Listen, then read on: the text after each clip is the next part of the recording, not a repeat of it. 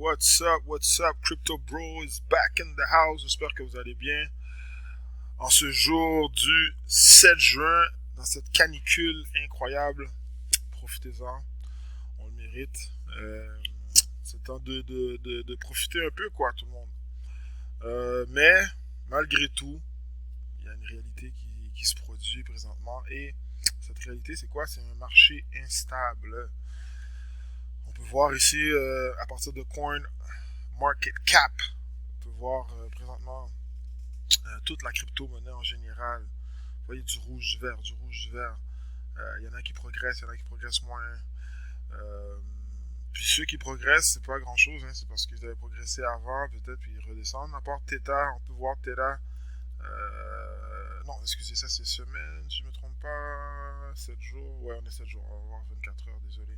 24 heures en ce moment, il n'y a pas grand-chose qui performe. Pas grand-chose. Theta, c'est le seul dans le top 20. Je ne vais pas aller plus loin que ça, parce que moi, les coins que je vous suggère font partie tous du top 20. Alors, VeChain, Chainlink, Uniswap, Polkadot, Cardano, BNB, Binance, Ethereum, Bitcoin. Ok? C'est ça qui est important. Les autres coins, c'est comme vous voulez. Moi, j'en parlerai pas. J'investis pas dans les autres. Ceux que je vous ai nommés, ce sont des coins dans lesquels j'ai ou déjà investi. Yeah, that's it. C'est pas pour dire que les autres sont pas bons. Dans le top 20, c'est des très bons projets. Solana, c'est un très bon projet qui vient d'être lancé. Pas qui vient d'être lancé, mais qui prend beaucoup d'ampleur dernièrement. Après ça, je dirais peut-être XRP qui commence à reprendre du poil de la bête. Et puis c'est ça, quoi. Sinon, guys, moi je vous suggère encore une fois ma liste de coins. Présentement, le Bitcoin, ça va pas très bien. Bon, ça descend, ça chute, mais c'est le top. Après ça, on a Ethereum. Comme j'ai mentionné après, là, Cardano, Chainlink, Polkadot, Uniswap, ok, et VeChain, ok. So, on peut voir, comme j'ai dit, il y en a qui ça va, il y en a que ça va moins que d'autres. Et allons voir qu'est-ce qui se passe. VeChain, qu'est-ce que j'avais prévu comme schéma? On peut voir que c'est ce qui se produit présentement. Okay? Vous pouvez voir ici, VeChain, j'avais mis une barre de résistance, okay? Parce que j'avais remarqué que la zone de résistance ne se situait plus vraiment dans cette zone-là en haut ici, quoique c'en est une, okay? Qui avait été une résistance et ensuite du support. Mais clairement que ici, on retrouve une zone de résistance. Okay? Et c'est autour de 13 sous. Et si on voit le chart que je montre actuellement, c'est le chart de 4 heures. Okay?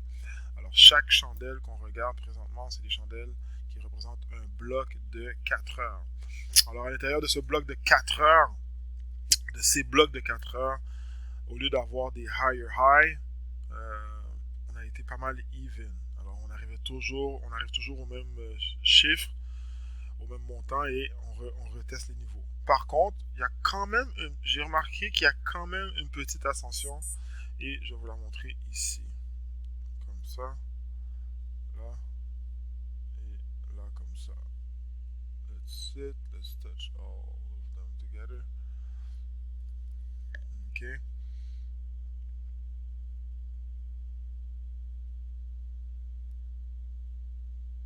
Ok. Alors, ce que je remarque, c'est que on a potentiellement une ascension qui se produit au niveau de ce qu'on appelle des higher highs. Okay? Si je regarde ça ici. Okay.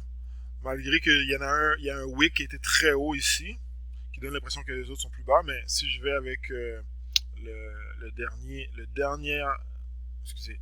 dernière montée, avec la montée d'ici, la plus haute, et la plus haute ici. Okay? Alors on peut dire qu'on a un semblant de high, mais qui est très serré là. Okay? Alors l'important, c'est qu'on voit qu'il y a une progression. Et on peut voir qu'il y en a une. On peut voir qu'on a une tendance qui est slightly à la hausse, ok? Mais qu'est-ce qui est flagrant, par contre, et c'est ça qui est important aussi, c'est qu'on a des higher lows. Okay? Alors, si on regarde ici, higher lows. Alors, plus on avance dans le temps, mes lows sont plus hauts. Maintenant, qu'est-ce qui doit me confirmer que le trend est vraiment bullish? On continue à être bullish. C'est le drop actuellement. Actuellement, on est dans un bloc de 4 heures. C'est le bloc de 4 heures de 16 heures. Si je ne me trompe pas, exactement, c'est le bloc de 16 heures. Alors, ce bloc de 4 heures-là, jusqu'au prochain daily. Le daily, c'est le prochain bloc de 4 heures qui va commencer à 8 heures. Alors, ce que je veux, c'est qu'on... Ce que j'aimerais, je devrais dire, et ce qu'on devrait tous envisager, c'est que quand le daily va sortir, je vais switcher de tableau, ok?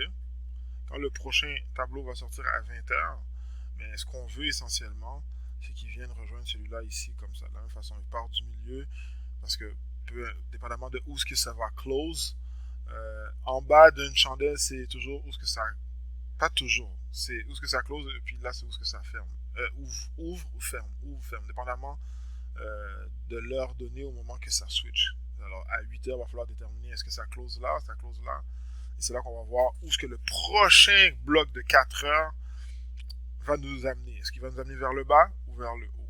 Et s'il nous amène vers le bas, ce qu'il faut regarder, le drop potentiel, puis que, sincèrement, je m'y attendais pas, et j'espère que non, ok? C'est, il faut prendre ici la mesure qu'on a dans le excusez-moi, dans le trend. Oups, ok. Oh, what's going on? Excusez-moi. Like this. On va changer ça. Let's go. What's going on?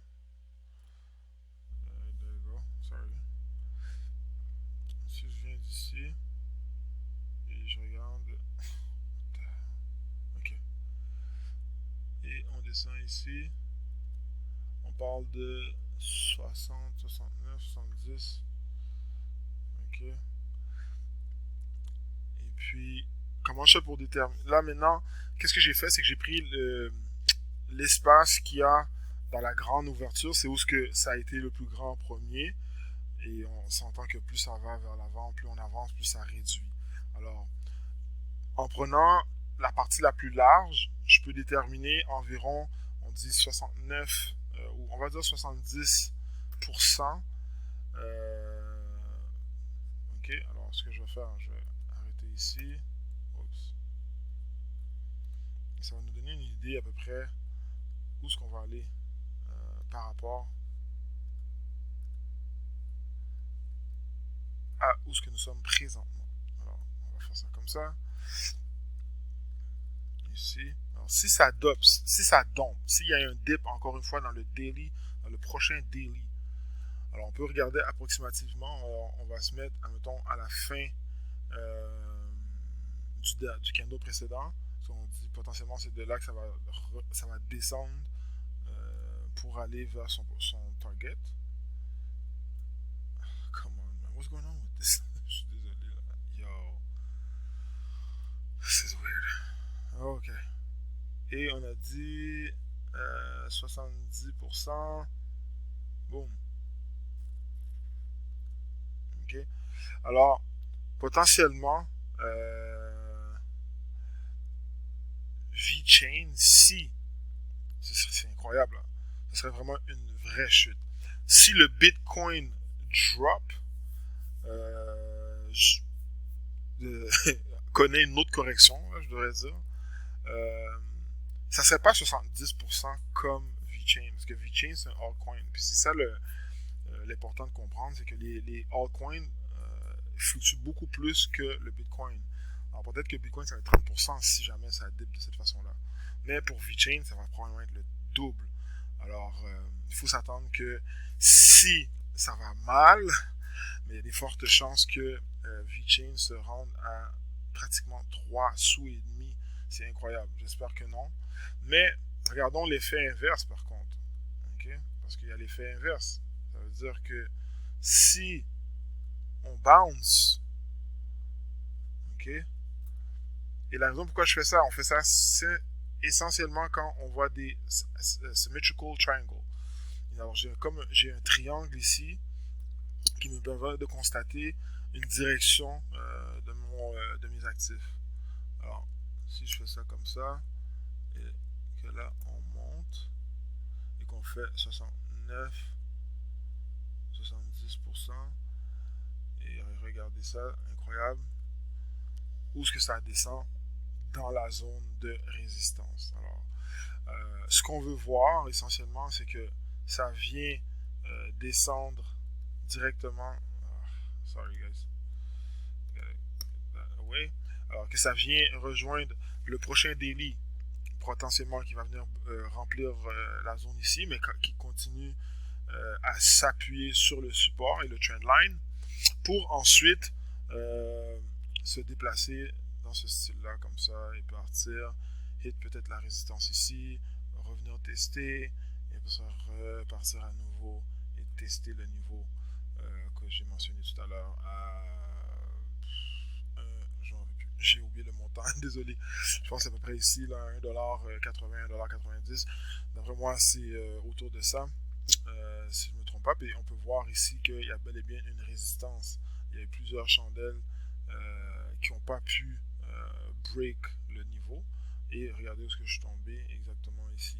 Alors on pourrait dire essentiellement autour de $1,88 qui serait le nouveau target si le daily de 8 heures ce soir bounce sur le trendline, sur le support et repart pour les prochains jours à venir cette semaine et le mois de juin. Alors, tu sais, là, c'est une ligne droite. C'est clair, c'est pas un candle qui va faire ça, mais on parle de différents candles, et ainsi de suite, qui vont, après ça, faire ça comme ça et repartir. OK? Alors, ça serait potentiellement quelque chose du genre qu'on peut s'attendre pour VeChain. Et bien entendu, comme je vous avais dit, les altcoins suivent pas mal le Bitcoin, mais là, présentement, j'ai comme l'impression que les alts suivent plutôt le TH. Alors, c'est sensiblement la même chose qu'on verrait ici. Ce serait un 8S à la résistance pour revenir et ensuite repartir comme ça. Je ne vous ferai pas les mesures, mais essentiellement, c'est la même chose.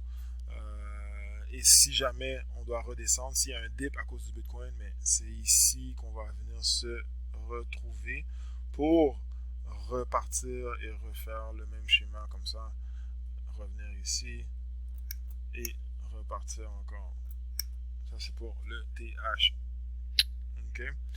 Alors, c'est simplement pour vous faire un petit update par rapport à le marché actuellement, par rapport au Bitcoin et les altcoins. Il faut comprendre que présentement, le marché est très, très, très instable. On n'est pas sûr encore, OK, est-ce que c'est le bottom, est-ce qu'on a atteint le fond réellement, ou est-ce qu'il y a encore à aller chercher un peu plus bas avant de repartir? Alors, c'est ce qu'on vit présentement. Alors, c'est la partie plate. C'est sûr qu'on cherche toujours à avoir des gains, mais malheureusement, pour avoir des gains, il faut des moments comme ça. C'est des moments comme ça qui font rebâtir le marché. Le monde rachète, parce que c'est plus abordable, c'est beaucoup moins cher qu'il y a 2, 3 semaines. Et puis maintenant, ben, une fois que les gens achètent, c'est plus de volume et boum, ça éclate. Alors, that's it. J'espère que vous comprenez un peu la situation actuelle. Puis que ça vous aide à éclaircir les doutes. Alright. Hope you guys enjoy.